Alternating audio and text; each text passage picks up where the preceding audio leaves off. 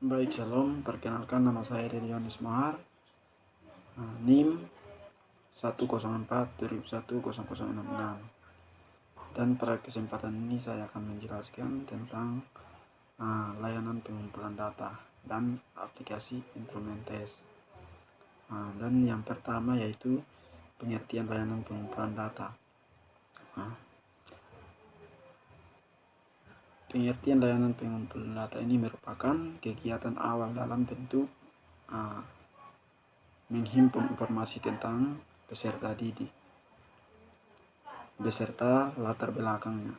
Pengumpulan data tentang peserta didik merupakan identifikasi awal tentang identitas peserta didik, kemampuan, bakat, dan minat, beserta latar belakang keluarganya.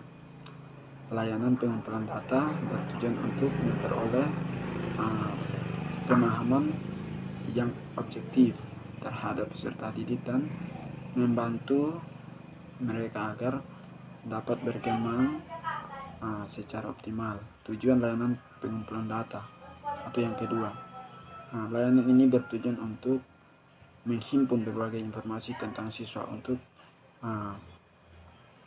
informasi tentang siswa ini memudahkan dalam administrasi maupun kebutuhan tertentu, serta untuk memahami siswa yang lebih dalam.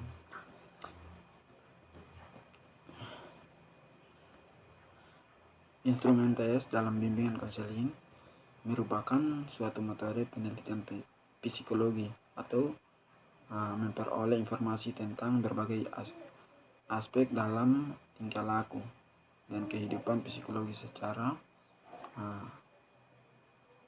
perorangan atau seseorang dengan diukur dalam dunia evaluasi pendidikan. Yang dimaksud dengan tes adalah cara atau prosedur dalam pengukuran dan penelitian di bidang pendidikan yang berbentuk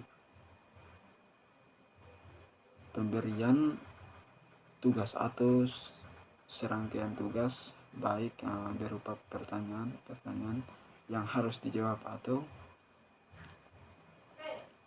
laku atau peserta.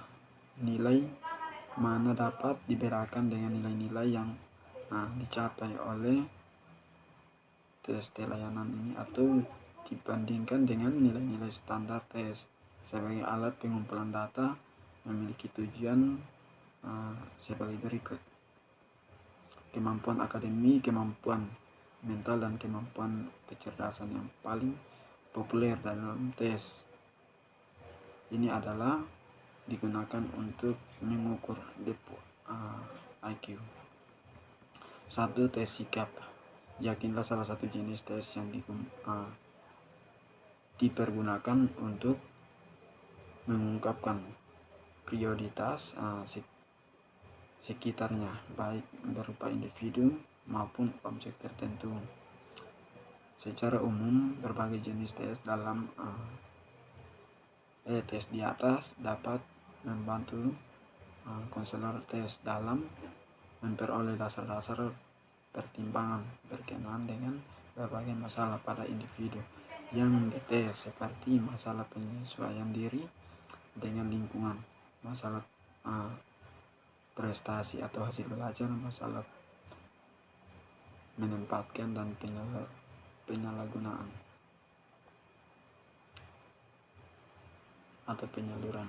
Memahami sebab-sebab terjadinya masalah dan individu. Mengenal individu, misalnya peserta didik yang memiliki kemampuan yang sangat tinggi dan sangat rendah, yang memerlukan bantuan khusus, memperoleh gambaran tingkah laku, kecakapan, kemampuan atau keterampilan seseorang individu dalam bidang tertentu. B. Instrumen non-tes dalam bimbingan konseling. Dengan instrumen non-tes, evaluasi hasil belajar peserta didik dilakukan tanpa menguji peserta didik tersebut, melainkan dilakukan dengan pengamatan secara wawancara, observasi, kunjungan rumah, tes, konferensi kasus, dan ahli tangan. Teknik Montes ini memegang peran penting terutama dalam rangka evaluasi hasil belajar peserta didik dalam ranah sikap dan ranah keterampilan. Sedangkan teknik tes sering digunakan untuk mengevaluasi hasil belajar peserta didik dari segi ranah berpikirnya. Secara umum,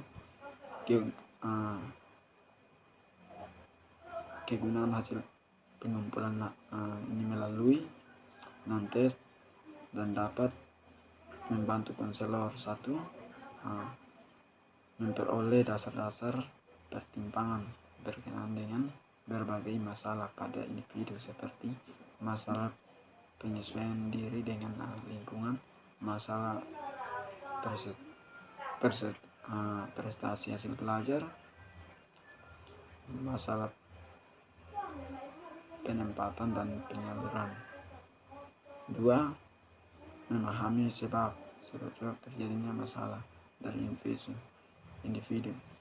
Mengenali individu dan memiliki kemampuan yang sangat tinggi dengan rendah yang merupakan bantuan khusus. 3. Memperoleh gambaran tentang kecakapan, kemampuan atau keterampilan seorang individu dalam bidang tertentu. Demikian inilah hasil penjelasan saya sedikit. Sekiannya saya ucapkan terima kasih. Shalom.